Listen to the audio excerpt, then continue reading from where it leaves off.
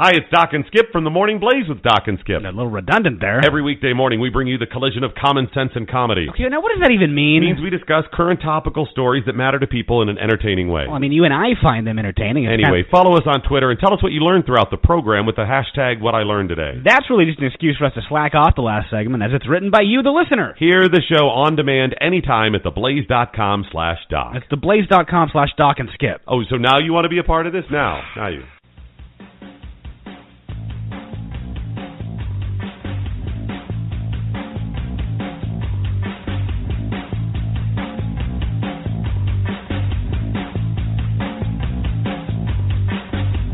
And now, it's time to Stand for Truth with the host of Stand for Truth Radio, Susan Knowles.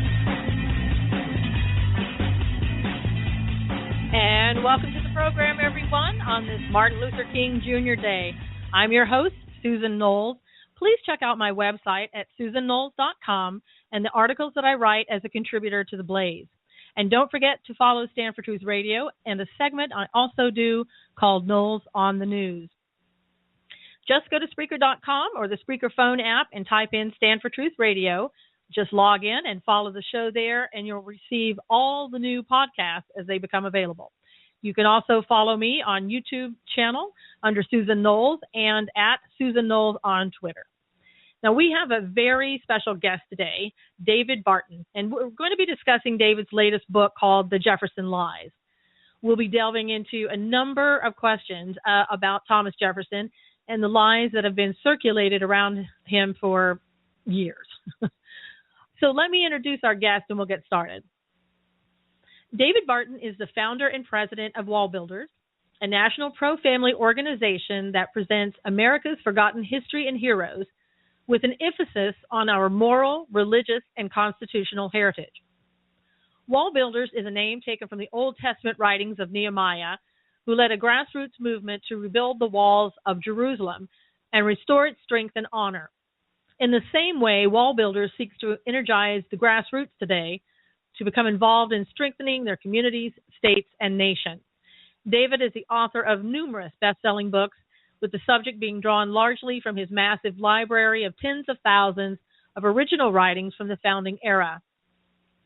He also addresses well over 400 groups each year.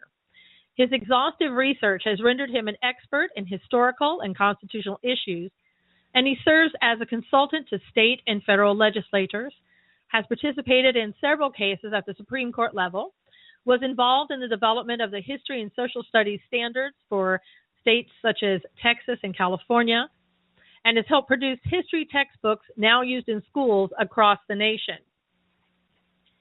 A national news organization has described him as America's historian, and Time magazine called him a hero to millions, including some powerful politicians. In fact, Time magazine named him as one of America's 25 most influential evangelicals.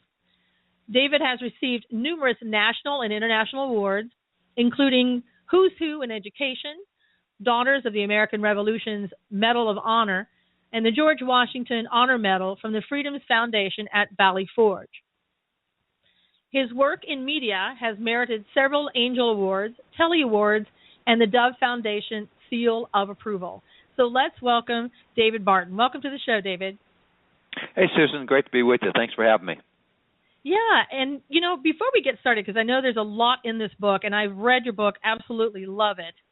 I want to ask you a couple of questions. Sort of, how did you get started in wanting to preserve history, and by writing all these books that you've written? And tell us a little bit, if you will, a little bit more about Wall Builders. Yeah, the way I got started into history is, my background was not history. I was a math and science guy. I was a school principal, a basketball coach, etc. But I went through high school and college, etc. And as I did, I had my history courses, my humanity courses, and American history and world history, all the courses you have back then. And some years after that, I came across two really old documents that related to what I'd been told about in school. And as I read the original documents, they were completely opposite to what I had been taught in school about that. And I'm sitting there, wait a minute. I'm holding and reading the original document, And it's totally different from what they told me about this in school. And so I got curious and started looking for more old documents. And the more we looked for, the more we found, man, what we're teaching today is not even close to what happened. But yet we used to teach this prior to World War II, so something's happened in the last few decades here. We've really twisted off somehow.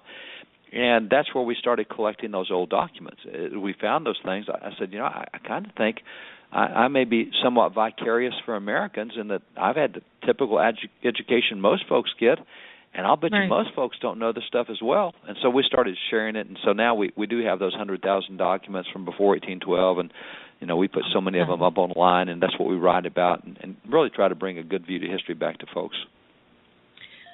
Well, and I know there was, and I guess we can't talk about your book without talking a little bit about the controversy that surrounds this book a bit.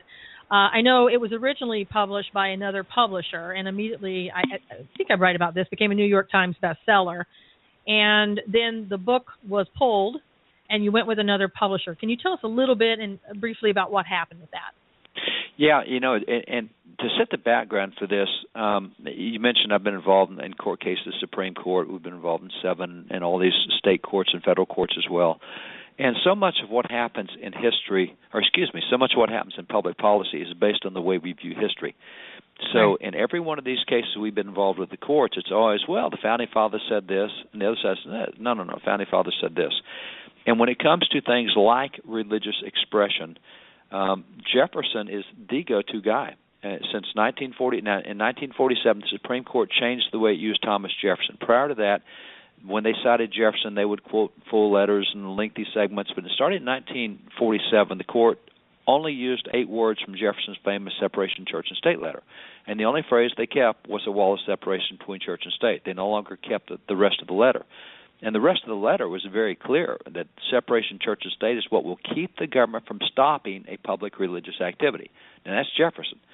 But here we are using his letter now 200 years later, and we only use 8 words out of his letter, and we use it to say, hey, kid, you can't say God at graduation.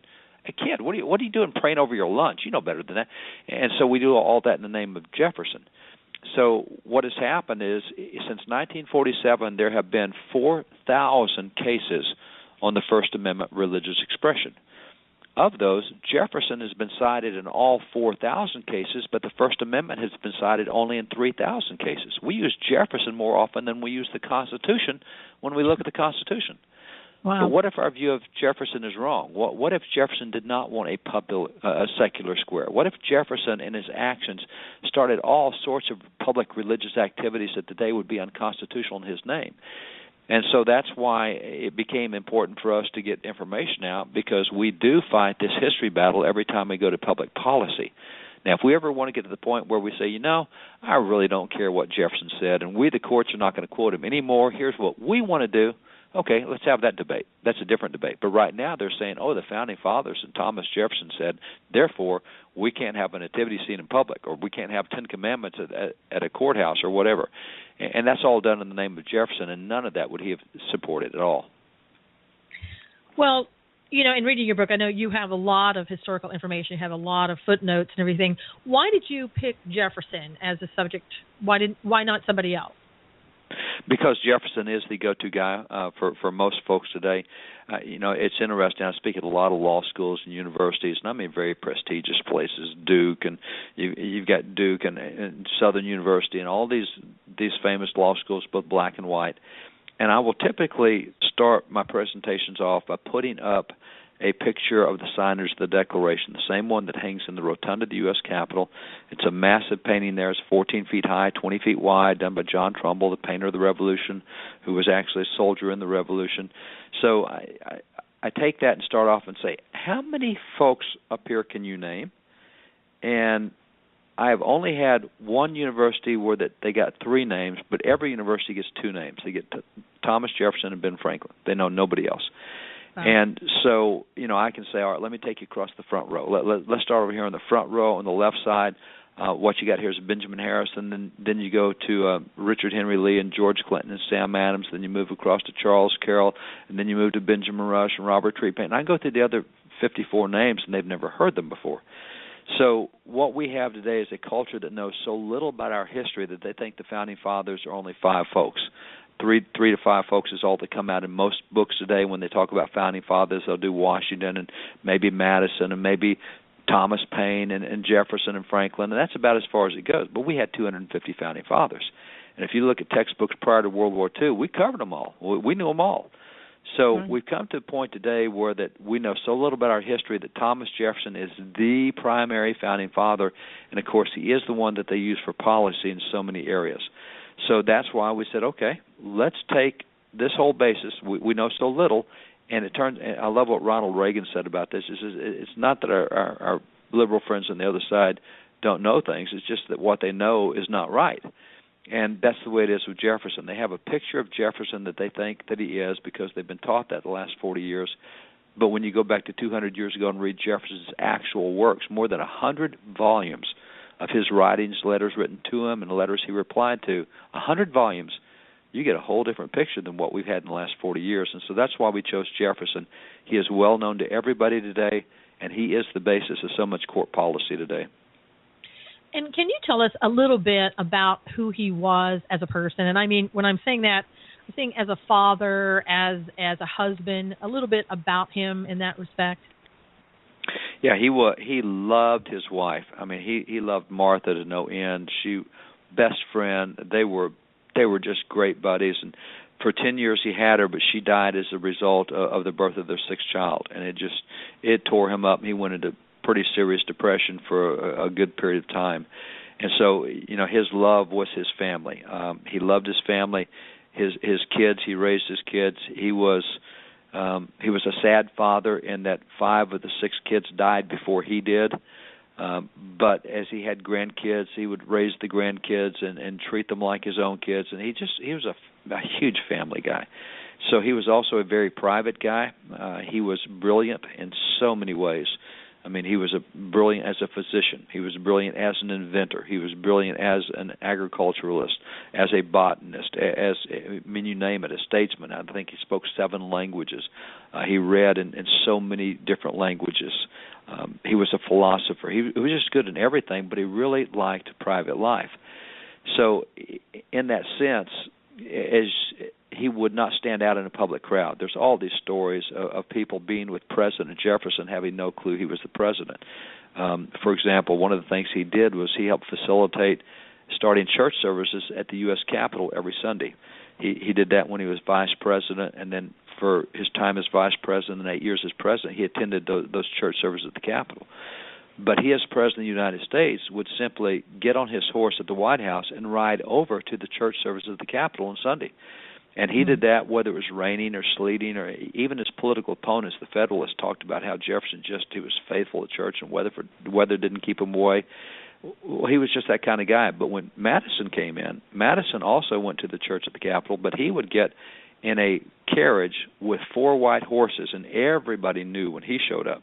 But Jefferson was just one of the folks. I mean, he showed up, and so there's all these stories of when he would ride back home that, he would be riding down the road and somebody would ask to hitch a ride with him, just hop up on the horse behind him, can you get me across this creek or whatever, and they had no idea it was the President of the United States they were hopping up behind. He was just a regular guy in that sense.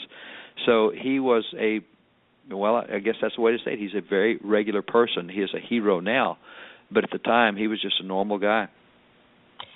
Now, in the Jefferson Lies, you also talk about some of the honors that were bestowed upon him throughout his life. Can you talk a little bit about those honors and what they meant?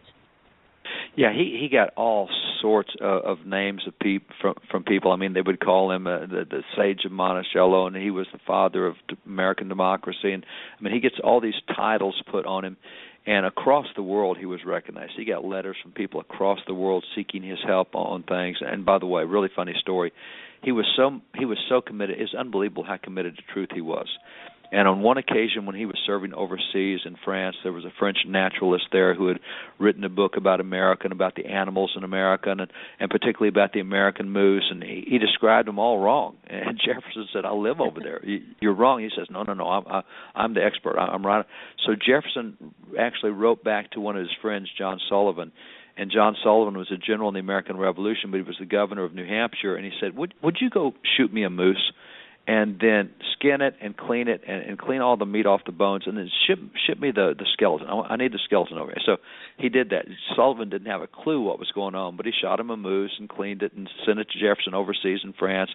Jefferson took that skeleton, the moose, moved it in, and called the naturalist back and said, "Here is where you're wrong. I told you it was." And the guy said, "I should have consulted you before I wrote the book." And so Jefferson was committed to truth in so many ways. And, he was known across the world for his great knowledge. And so literally you had kings and statesmen from other nations writing him across his life, seeking help. As you get into Central America and South America, they were having revolution against Spain and trying to get independence. And so Simon Bolivar was the hero, and he was called the Thomas Jefferson of Central and South America. I mean, everybody knew Jefferson, and if you want freedom and liberty and independence, you go to Jefferson. And so across the world, Jefferson's name was used, and then even as you get into the falling of the Soviet Union, even before that, with Tiananmen Square in China, the kids that got run over by the tanks were out chanting Jefferson and quoting from Jefferson and quoting from the Declaration. As the Soviet Union fell apart, leaders in Czechoslovakia and Poland, others were citing Jefferson to all the people over there, saying, "Here's why we fight, here's why we stand." So, Jefferson was just a world hero, and it's unfortunate that people outside of America know more about Jefferson than most people in America do today. I was going to say, what you're talking about isn't something that you would hear in a history class today. People, they just don't talk about him in that way. You don't get a well-rounded view of what the man was like. You get a sort of a one-sided and a lot of times a more negative view of who he was. So I'm glad that you're able to tell us these things so that we can get a better picture than we would get normally. And I know in your book, The Jefferson Lies, this is something that I don't believe that you brought up, but I want to ask you this because I know a number of people have talked about our forefathers and how some of them were Freemasons. And was Jefferson a Freemason? Why or why not? He was not. He was, matter of fact, very few of the Founding Fathers were. One of the common things that said, I actually have a book on this, the question of Founding Fathers and Freemasonry. And to give you a little bit of the history, Freemasonry, there's several kinds, but what's called speculative Masonry is what is known today. The actual Freemasons are the guys who laid the stones in the cathedrals and in the forts and the other things in Great Britain. But as that craft was coming to an end, it was expensive to build with stone across Europe. They started getting into wood. That's where Shakespeare's theater was built with wood rather than stone. The first grand structure really built with wood in Europe. And so Masons found themselves the literal Masons found themselves going out of business as a guild. And so what they did was they opened it up and said, hey, let's invite the royalty in, and they can rub shoulders and feel like they've really done something neat because they're with the average common working man, and that was called speculative Masonry. So a bunch of the royalty and nobles got into what was called Freemasonry, and they took all the symbols that were all the tools that were used by Masons, the trowel and the level and the hammer and the chisel and the mortar board, and they spiritualized them and gave them a spiritual name for things. And the level is the equality of all mankind, and the trestle board is the brotherhood of man, and so they were doing all this stuff. And in 1717 is the first meeting of speculative Masons at the Goose and Gridiron Tavern in London. Well, in 1734, it had come to America, and here's this thing with the British nobility saying, here's how we rub shoulders with the common man. And what happened was, as this became popular for the nobles, it was a way for them to touch the common man across class lines, which Great Britain was very concerned with. And so Masonry became a big deal in the war against France over in America, 1755 through 1763, because you had all these British officers like Edward Braddock, General Braddock came over, and the only way that a sergeant and a general were going to meet, or a private and general were going to meet, is if they were in a Masonic lodge together, because that's where everybody was equal. So that's when a lot of the Founding Fathers became Masons, in the sense that if we want to talk to the British commander, we're going to have to be in the lodge with him because he won't we're the wrong class. We wear buckskins and they wear royalty. And so that's where a lot of the founders, that's where George Washington became a Mason. But at that time, there were no religious beliefs to it. What we think about Masons today is the oaths and the 32 degrees, 33rd honorary degree, or you can go to the York Rite or the Scottish Rite. None of that existed. I mean, this was like a fraternity. It was like a club, a Lions club. There were no religious teachings at all. And so what happens is it becomes more religious by 1799. In 1799, you have a change to what is called full speculative Masonry, and that's where they started saying, you know what, there's a lot of Jews in America that want to be Masons too, so let's say there's no God. Let's just say there's a great architect of the universe, and then we can all meet with it, whatever God you want to meet with. And so that was the deistic side that started coming in, but George Washington is dead at that point. Matter of fact, in the last couple of years of his life, he wrote letters about how that he was not involved in Masonry since the French and Indian War to speak of, just only been to a couple of Mason meetings, and they weren't religious. So now started becoming religious, more so in 1813, another huge transition. 1825, they had their oaths in place. And so what we call Masonry today was really formed in the 1840s to the 1860s by Albert Mackey and Albert Pike. And Founding Fathers had nothing to do with it. But there's only about 14% of the Founding Fathers that even belonged to a Masonic Lodge back then, and it's not what a Masonic Lodge is today. Wow. Now, you also talk in your book about the sort of the contemporary view that some hold, that Jefferson was anti-religious, hostile to Christianity, and the clergy. Can you talk a little bit about that and the Federalists and the Anti-Federalists and how that all comes in play? Yeah, he certainly appears to be hostile to a certain type of clergy, and that type of clergy is the Federalist clergy. The Anti-Federalist clergy are primarily located in the southern states. That's going to be down through Virginia, and it's going to be through North Carolina, et cetera. And the Federalist clergy are located in the New England states, Massachusetts, and New Hampshire, and Connecticut, et cetera. And so as you get to the presidential election of 1800 between Anti-Federalist Thomas Jefferson and Federalist John Adams, people pretty much lined up behind their candidate. And so we in these 100,000 documents, we own lots of the original sermons from that presidential election. Now, nearly every presidential historian will tell you that the most vicious presidential election in American history was that between Adams and Jefferson. And so what you had to vilify Jefferson, what you do in that day, because there were so many religious people and religion so much a part of public life, if you want to vilify somebody, you say they're immoral and you say they're not religious. They're an atheist. And nothing is going to get you despised more than that. It was very interesting, very telling that Thomas Paine, who did the Common Sense book, the spark plug of the Revolution, in 1794 when he came out and attacked the Bible and attacked Christianity and the Age of Reason, every Founding Father turned on him. I don't know of any that really stayed. Well, maybe one stayed. I think James Monroe stayed with him. But George Washington would no longer correspond with him. Patrick Henry wrote an entire book about him. Sam Adams did op-ed pieces in Massachusetts newspapers about how that Thomas Paine used to be a friend to us. Now he's an enemy to us. He's attacking the foundation of the Revolution. He's going after religion and morality. John Adams, the same thing. I mean, Elias Boudinot, president of Congress, wrote an entire book about Thomas Paine. And when Thomas Paine died, there was not a cemetery in America that would accept his remains. He was buried in a cow pasture because nobody wanted an irreligious guy. So what the Federalist clergy did is they started saying, Jefferson is an atheist. Oh, if he gets elected, he's going to collect all your Bibles and burn your Bibles. And so it started with a group of clergy that started saying that about Jefferson. And, of course, the guys in Virginia who knew him said, that's not true. We worked with Jefferson's clergy for years. He helped us disestablish the Anglican Church and put all Christian denominations on equal footing. He's helped recruit us for office. And so you have a real combat between the northern clergy and the southern clergy. And so what writers today do is they take all these sermons by northern clergy, Federalist clergy, and they say, oh, Jefferson is not very religious. Look what these preachers said in New England. And then Jefferson, of course, did not like what they said, and he said, that's lies. He said, those preachers are liars, and they should know they have to stand before God. How could? And so he attacked the preachers that were lying about it. One of them actually said that he defrauded an orphan, a widow, and all of her children. Defrauded.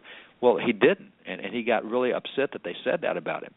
So what they do is they take Jefferson firing back at those liar clergy, and they ignore all the clergy who supported Jefferson with him, and then they take the claims made by the New England clergy, and they take that as though it's fact. And so you get half the story, and it's not the right half. Sounds like what the progressives do today, I guess. Progressives exactly right. choose the parts of history that help our agenda, and we'll ignore everything else. Exactly. Now, you also talk about a Scottish common sense education philosophy. How is that connected? What is it, and how is it connected to Jefferson? Well, it's connected to Jefferson in that Scottish common sense came out of Scotland, and it was a real pushback against the secular Enlightenment. Now, the Enlightenment, you have the Reformation, which takes off and says we got to get back to the Scriptures, and then the Renaissance comes along with that, and that's where you see Leonardo da Vinci and all these guys start doing so many paintings, and they're Bible paintings and Bible statues, and they're doing all this Bible stuff, and that then really leads to the Enlightenment. Now we're applying the Bible into philosophy and education and everything else. And you have a lot of Enlightenment writers that are very Christian-oriented, Grotius and Pufendorf and Montesquieu and Blackstone and Locke and all these guys. But then you have a bunch of Enlightenment writers that are very secular. And those Enlightenment writers are Rousseau and Voltaire and Malby and Diderot and Hume and all these guys. And so as the secular Enlightenment starts to take off, the Scottish common sense folks said, wait a minute, religion and philosophy are not incompatible. Using your brain is what God expects you to do. You're supposed to love Him with your whole mind. Well, these secular Enlightenment guys are saying, if you believe in religion, you're a doofus. You can't be a smart guy and believe in religion. This is all fable and made up. And so the Scottish common sense philosophy came along to say, no, reason and religion are compatible. And God expects you to use your reason and arrive at conclusions. And so that's where they come up with terms of the laws of nature, nature's God, which we have in the Declaration. You know, I don't need the Bible to show me that self-defense is right. I see that from nature. I look at how in nature they defend their family, they defend their property, they defend their own lives. I don't need the Bible to tell me that private property is right, because in nature they stake out their property and they will defend that. So this is using reason. Say, look what God has put in His creation. Therefore, we have the laws of nature, but we also have the laws of nature's God. The Bible shows us the same thing. So that's Scottish common sense. And it was led by a number of intellectual ministers in Scotland. That's how Jefferson was raised in America. It was primarily a Scottish clergyman who did the teaching in America. John Witherspoon's a great example, signer of the Declaration, president of Princeton. It was Small, who was Jefferson's professor, who was another one of these Scottish common sense guys, Scottish clergymen. So that's how Jefferson is raised. Is reason and the Bible are compatible. These two things go together. And so that's what is missed today when people write about this. Oh, the Enlightenment is what shaped Jefferson. Well, they point to Rousseau and Voltaire and Malby, and that's not true. It was the other guys. It was the theistic Enlightenment, not the atheistic Enlightenment. And so that's where it is significant for Jefferson, because Jefferson then in his writings talks about how that he says nature itself shows that you cannot be an atheist. You cannot believe that the creation came into being as an accident. He talks about evolution and how illogical that is from a scientific standpoint. And he says to be an atheist, to not believe in creation, he said the odds are 1,000,000 to 1 against it. You have to believe in creation. So he used science and Bible as compatible, and that's what he used in his educational formats as he started pushing education in the United States. Well, and I know you came and spoke at a church, my church in San Diego one time, and you talked about how, the Bible was used in schools. And a lot of things that is never talked about in our history, that we actually did have the Bible as part of the school curriculum. Isn't that true? We did. And actually, Jefferson is also responsible for that. The very first public school law passed in America, 1647, and it was called the Old Deluder Satan Act. And it said it's Satan's chief project to keep us out of the Scriptures. That's how he got Europe in bondage. He told them they couldn't read the Bible, and then they had the Bible, and it wasn't in their own language, and Reformation solved that, and now we've got education again. We're not illiterate, and Satan wants to keep us illiterate from knowing the Bible, so that's why we're having public schools here in Massachusetts. That's the first law. And so that's where you start reading, is in the Bible, and that became the primary reading book. Well, when Jefferson becomes president of the United States, he's very much a 10th Amendment guy. There's 15 powers that the Constitution gives to the federal government. Everything else belongs to the states. Education belongs to the states, not the feds. The only distinction is in federal territory that is not yet state territory, it does belong to the feds. So Right. that's where they passed what's called the Northwest Ordinance. It says in federal territories, if you're going to have schools, they have to teach religion, morality, and knowledge. That's the law signed by George Washington, Thomas Jefferson, Secretary of State. And so they made sure that in federal territories there was education. And one of the federal territories, if you will, was Washington, D.C. It's under federal jurisdiction, 10 miles square. And Right. so Jefferson starts the public schools. He starts the public schools in Washington, D.C. because it's a brand-new city. He's the first president that has a full term in D.C., and he authors their plan of education. He puts the Bible in as the primary reading text in Washington, D.C. public schools. And you'll never hear that today. No, but that's in Jefferson's writings, and it's in the writings of the Washington, D.C. public schools, and it used to be known, but, we're not about to say that today, because No. that might actually mean we should have the Bible in public schools. And, oh, my gosh, we've used Yeah, Jefferson to say you can't do that. Right, exactly. Now, also in your book, The Jefferson Lies, you talk about how Jefferson was accused by a lot of people of writing his own Bible. Can you talk to us about that? Yeah, it's that is an accusation that's out there, and I love dealing with this because people tell me, "Oh, man, Jefferson, he had been atheist, deist, agnostic. Why he even hated Christianity so much he wrote his own Bible, cutting out all the supernatural and all the miracles and et cetera." And I look at him and say, "What are you talking about?" I say, the Jefferson Bible. I said, Jefferson Bible? What's the Jefferson? It's a book. And I say, which one are you talking about? And I always ask that question because then they look at me with a blank stare and say, "What do you mean, which one?" I'm talking about the Jefferson Bible. There were two Jefferson Bibles. Which one are you talking about? There were two? I didn't know that. Have you ever read the Jefferson Bible? No, I've never read it. Then how do you know what's in it? Well, that's what everybody says. And so I have them at that point. And Right. so I say, well, you could be talking about the 1804 Jefferson Bible, or you could be talking about the 1820 Jefferson Bible. So let's start with the 1804 Jefferson Bible. Let's go to the title that he put on it. He said, "Is an abridgment of the Gospels of Matthew, Mark, Luke, and John for the use of the Indians at their level of comprehension." So he says it's an abridgment of the Gospels. And he had seen a sermon in 1803. He did this Bible in 1804. In 1803, he had seen a sermon that said, if you want to reach the Indians with the Gospel, don't give them the full Bible, because they might turn to Leviticus, or they might read the genealogies or whatever. He said, give them the teachings of Jesus. So what Jefferson did was he took two Bibles that he had in the White House. He went through and cut out the teachings of Jesus. It's what we would consider the red letters of Jesus. He pasted those end to end in a book, the teachings of Jesus, and he gave that to missionaries and said, here's a cheap way to get the teachings of Jesus to the Indians. You don't have to print a whole Bible, just print the teachings of Jesus. And as you look through what he did, you find that it has miracles, and it has Jesus raising the dead, and it has sick being healed and demons being cast out, and heaven and hell and resurrection and the Son of God. All these things they said are cut out are there.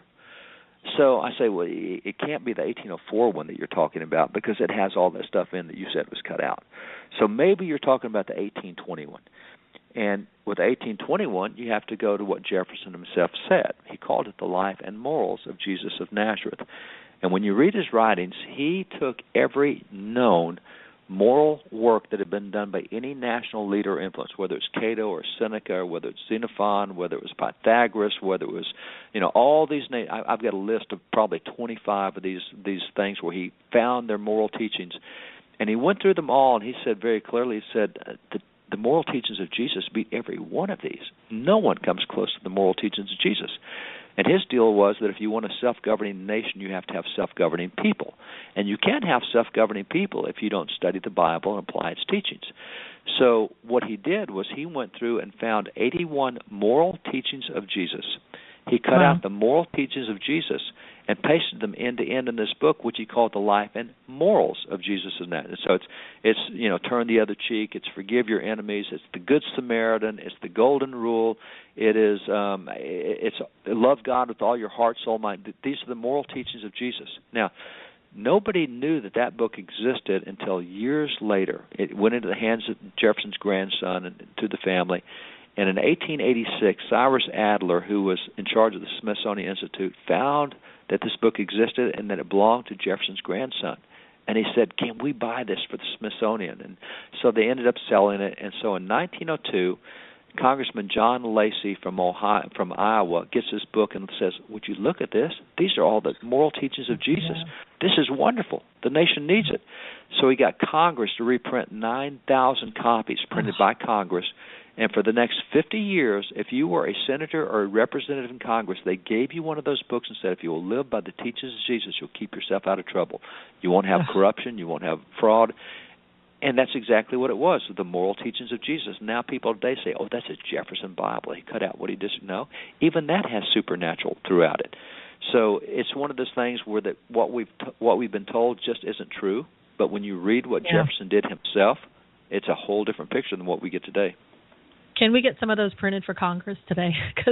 Wouldn't that be cool? Oh my God! You know, I have about 6 of those that were printed by Congress that belong to various congressmen, and it would be such a cool book. But it actually is out there. It's available on the market. You can buy a copy of it on the market. It's not the congressional edition, but it's still available in the public market today. And the 1804 edition has been reprinted by Professor Judd Patton at Bellevue University, and I think Nebraska it is. And so both the 1804 reprint are out, and the 1820 reprints are both available online. People can get those. And what did some people say when they saw the word Indians? They said that's just a code word for something else. Yeah, some of the guys that are our critics, there were some professors who came after me because, you know, when I start messing with Jefferson, I'm messing with their sacred cow. I mean, this is their idol. If they lose Jefferson, they lose the secular war. I mean, if Jefferson's found out that he really was not a secularist, then they got trouble. So they came out and said, oh, no, Jefferson was really doing this as code word for Federalists because Federalists were his enemies and that was Indians. And so he did the teachings of Jesus for the Federalists. Well, what if he did? They're still the teachings of Jesus. You know? Still the same thing. It was like that was supposed to be some big attack on me to call me into question. Even if it was the Federalists, it's still the teachings of Jesus, so who cares? Oh, my gosh. I know. You know, again, that's the agenda. So you frame everything to fit your agenda. That's what people do. That's right. That's right. Now, some have argued that Jefferson really couldn't be a Christian because he was a slave owner. Can you talk about that type of thing? Well, I don't know what Christianity has to do with slave owning in that sense. Because that's like saying if you've had an abortion, you can't be a Christian. Well, I believe some Christians have had abortions, regret it, and so you can't, because that's not a standard in the Bible for what it takes to be a Christian. There's nothing in the Bible that says you can't be a Christian unless you don't have slaves. There's some people who have done some things that aren't right, but they're going to make heaven anyway, and as the Scripture says, they'll make it with the smell of smoke on their garments, but they'll make it. So I think those two things are different questions. You can't relate one to the other. But I will say that let me take the slavery issue. It is interesting to me that today the Democrats, and by the way, the Democrat website used to say that Thomas Jefferson was the founder of the Democrat Party. It won't say that today because in the last year they have started. They used to have what we call Jefferson-Jackson Day dinners. That's the annual fundraising dinner for Democrats. And now they said, oh, we can't have Jefferson's name on there. He's a racist, bigot slave owner. We got to get rid of him. And so they're throwing him out now. I think the Democrats ought to throw Jefferson out, but not for that reason.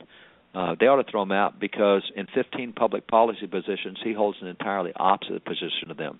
He says the government must never go in debt. He says you cannot spend and raise taxes. He says you cannot. He said religion is not a religion. The Islam is not a religion of peace. You have to crush Islamic terrorists.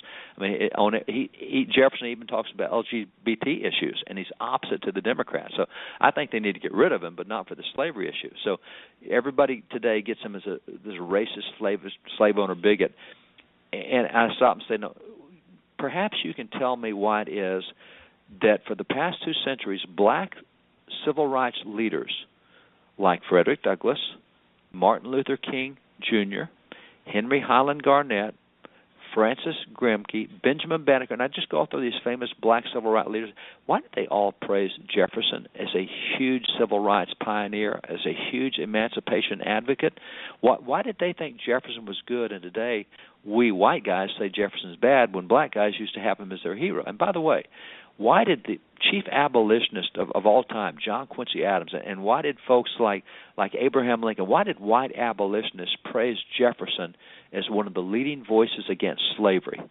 And the answer is because Jefferson was a huge voice against slavery. He worked worldwide to end slavery. The problem he had was his own state would not allow him to free his own slaves.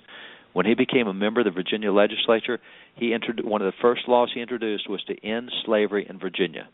Not only did he get shouted down on that, they'd like to beat him up over it, and how dare you bring that up. And so he kept introducing laws in Virginia to end slavery, could never get them passed. When he went to the National Congress, the Continental Congress, he introduced laws to end slavery in the nation. Now, he records that he lost that national vote by one vote. And in his diary, he says, would to God that he had changed one heart.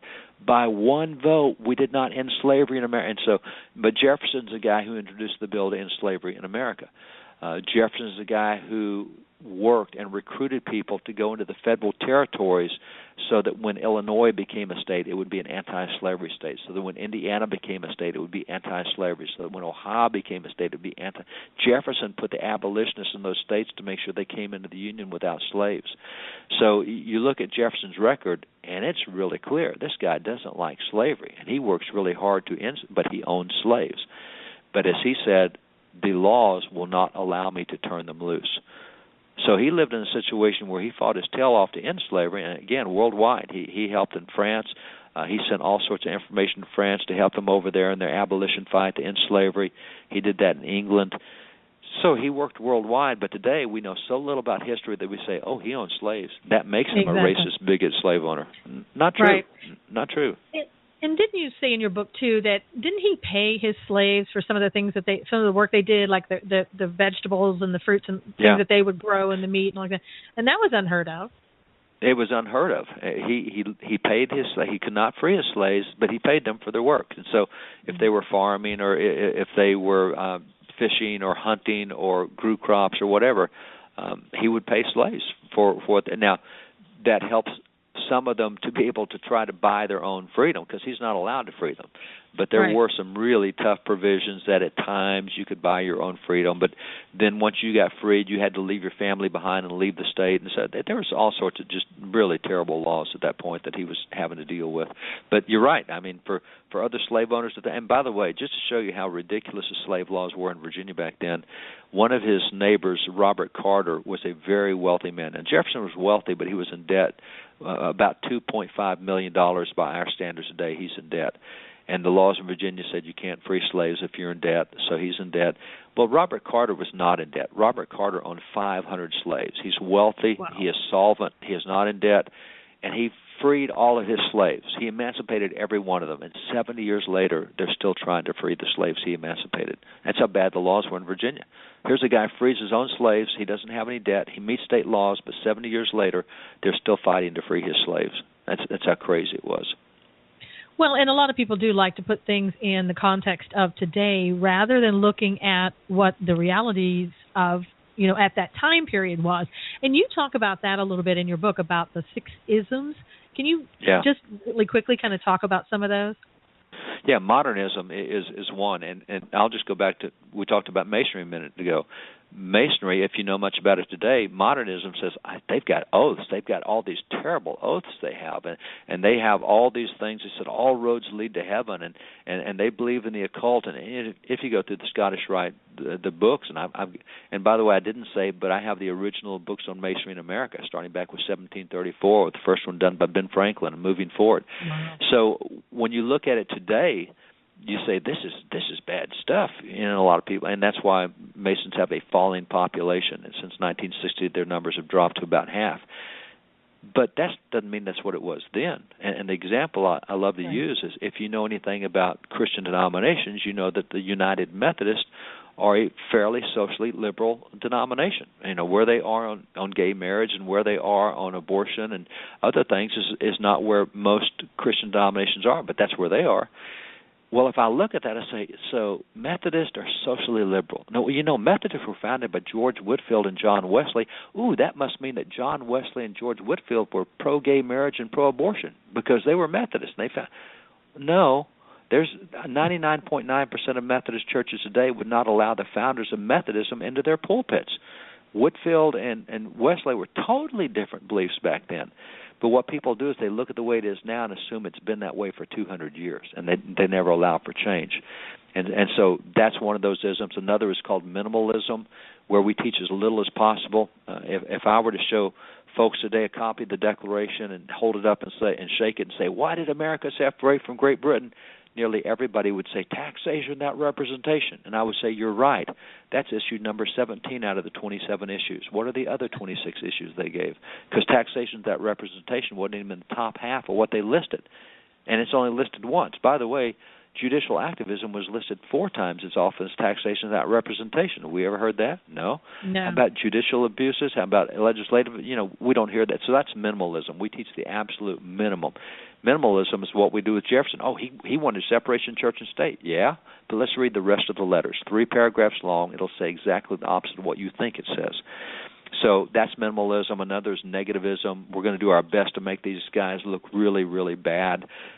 We got that right now. You mentioned that I've done history standards in a bunch of states. Well, they've come out with the AP U.S. history test now that 460,000 kids in America will take. And the new AP standards, 142 pages long, what we teach. And when you get to World War II, it does not have Hitler. It does not have the Holocaust. It does not have D-Day. It does not have the Battle of the Bulge. It does not have Eisenhower or Truman. It does not have Patton or Nimitz or MacArthur. What it does say is America dropped atomic weapons on Japan, raising questions about American values. Are you kidding me? There's 5 things we say about World War II, and they're all negative. They make America look bad. So, there was no evil in the world until America came along. Well, that's negativism, and that's all over the textbook. So those are 6 isms that we are stuck with today, that if you don't recognize them, you'll buy into them, and you'll get wrong information. And when we're speaking about schools, how do we change all of that? Because, our schools have been sort of ruled by progressives for years, hundreds of years. And so what do we do? How do we with people like you that make it better, but it's not as hard as we think, and I'll give you 2 examples that I really love. People think, there's nothing. See, let me set it up this way. We have a problem today, and the problem is national media, including conservative media. And right. Here's why it's a problem. Because the problem is we now have media 24/7, 365. And what we get is we get national news. We don't get local news. And so we get frustrated. I look and say, my gosh, I wish I could make President Obama like Israel, but I can't do that. And, man, do I wish I could get O'Connell to pick up the 287 bills the House passed, but I can't get McConnell to do nothing. And man, the Supreme Court has lost their brains. Who told them they could write laws? And so I look at that, and there's nothing I can do. And as a consequence, I don't get involved. And when you go back to the first 4 battles of the American Revolution, the Battle of Lexington, the Battle of Concord, the Battle of North Bridge at Concord, the Battle of the Road to Boston, Bunker Hill, is significant. None of those guys contacted George Washington and said, George, what do you want us to do? They all said, hey, this is our town. So you have the Reverend Jonas Clark that pops up in Lexington with 70 guys out of his church, and they go take on the 700 British. You get to the Battle of North Bridge, and you have the Reverend William Emerson out there with 300 guys, and they take on the British. You get the road back to Boston, you got the Reverend Payson Phillips and all these preachers who get their churches out there, take on the British. You go to the Battle of Bunker Hill, and you got Reverend Francis Willard with his church out there taking on the British. And so we all saw, we'll take care of our communities. And when everybody takes care of the local community, you take care of the nation. And that's the difference. Now we think it comes from the top down, it comes from the bottom up. So having said that, in the little bitty town, and I say little bitty facetiously, it's a town of Bentonville, Arkansas, which is the headquarters of Walmart. It's a town of 40,000 people. That school said, hey, you know what, we're going to do the transgender thing. We're only going to have 1 bathroom for boys and girls and 1 locker room for boys and girls. And parents said, no, there are genders. And so a woman ran for the school board on that issue because she wants to make a difference. She wants to make sure there's 2 locker rooms and 2 bathrooms, and she got elected. Do you know how many votes she received total? She received a total of 35 votes and won the election. In a town of 40,000, only 35 people voted. She won the election. There's a school in Philadelphia that had the same problem, and a pastor up there said, I'm going to run for school board. Well, he got involved in a counseling session that afternoon, and the school district, so he didn't get to vote. It turned out at the end of the day, nobody had voted in the school board election. Had he voted for himself, he would have been on the board. He got too busy to vote for him. No votes cast in that. We've got Southside School District in San Antonio, 50,000 kids in the school district, 50,000 folks in that school district. And a little Hispanic pastor got maybe 30, 40 people in his church, 73 years old, found out that some bad stuff was going on the school board, went to check on it, and they just dissed him, and they wouldn't talk to him, and they trashed him in the meeting. And so he brought back 3 pastors with him the next meeting, and they made fun of all the pastors. And so the 4 pastors from these tiny little churches get together. They recruit 5 guys to run for school board, got them all elected in 50,000 folks. These little bitty churches. It is so easy. So all you have to do is get involved. Run for school board, get your friends to vote. You know, not every school board election is going to be won with 35 votes, but they're all down in the 1 to 2% range of voter turnout. So it is so easy to turn our schools back in the right direction if we'll quit looking at national stuff and start looking at local stuff. You know, and you're so right. And I think a lot of times in a place that is so liberal like California, we forget that, and we can still make a difference here. But That's we right. kind of look at it as an uphill battle, and we just don't even try sometimes. But well, let me throw at you California, Chino Hills. There's 50,000 kids in that district, and they're teaching the Bible in Chino Hills Public Schools as a course for graduation. It is a credit course. How'd they do that? Because three or 4 guys out of one church ran for school board and got elected. And by the way, nobody knows. Wow. But there are 1,200 school districts in the United States right now teaching the Bible as a credit course for graduation, elective course. There's 200,000 kids going through those courses right now. They can be taught in every school. The courts have upheld them, but nobody knows about it. But Chino Hills, there's 50,000 kids in that district, and they're getting the Bible. And the Bible is the only textbook in that course, by the way, but it's an elective course. You know, that's how easy it is, even in California. You know, a church has done that. So it can definitely be done. That's really good news. I like that. Thank you. I'm glad I asked that question. I want to ask you, too, now, there's always been rumors, too, that Jefferson founded a secular university. What didn't have anything to do with religion. Can you talk a little bit about that in the time we have left? Yeah, in the time we got left, the practice of that day was every university was founded by a denomination to teach the ministers of that denomination. Jefferson worked his tail off to make sure that all denominations were on equal footing. That's what the Virginia Statute of Religious Freedom was. That's what he did in the Virginia Constitution, 1776. He put all denominations on the same footing because in Virginia, the Anglican was a state-established denomination. So he gets a charter from the state of Virginia to start this new university, but he doesn't want it to be affiliated with any denomination. It is the first trans-denominational university in America. Now, to do that, he had to make sure that the president was not a clergyman and that the chaplain was not a clergyman, because in every other university, the president and the chaplain were always affiliated with the denomination with which the school was started. So he brought religious people in, but he made sure that it was not a particular denomination. So they ended up, after he got this going, they had a rotating chaplain. It went through 4 denominations. 1 year it's Baptist, 1 year it's Methodist, 1 year it's Presbyterian, and 1 year it's Anglican. So they would have rotating, but he made sure that, as he said, I've invited every denomination to come to the campus and establish a school there, and I want the kids at the campus to make sure they're involved in some denominations' activities. We'll let them make the choice.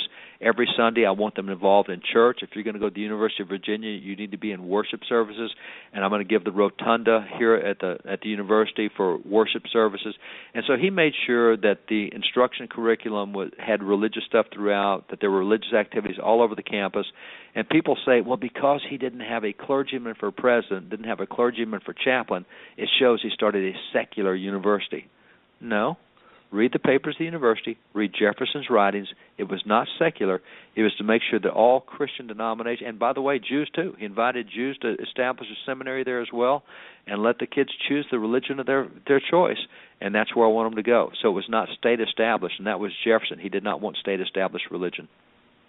I mean, once again, that's an example of when the opposite is true, meaning that it really was about religion, bringing all Christian and Jewish religions to the school, not one better than the other over the other, or this denomination better than one or the other, but it was about incorporating religion into the university, and yet the critics look at that and say, no, totally, religion was out, it was all secular. I mean, it more reason why we need to really look at things before we talk about it. Well, and one of the things that we do in the back of this book is we have nearly 1,000 footnotes. And we do that specifically because we want people to go check it out for themselves. And, just real quick, there's a great story. We had a guy from the ACLU who said, you guys are nuts. I'm going to show you wrong. And he went and tried to prove us wrong. And he said, he wrote us later and said, there was a whole lot more back there than you said there was. He ends up becoming a Christian. He is now a Court of Appeals judge who is a very conservative guy because he went back to the actual documents to check for himself and found out that, what I was taught, what the ACLU taught me, what law school taught me wasn't true. I looked at the originals, and it's quite different. Well, and it's so great that people like you do things like this. You preserve history, the truth of history, and not something where you take it and cut it out and you just get rid of it if you don't like it.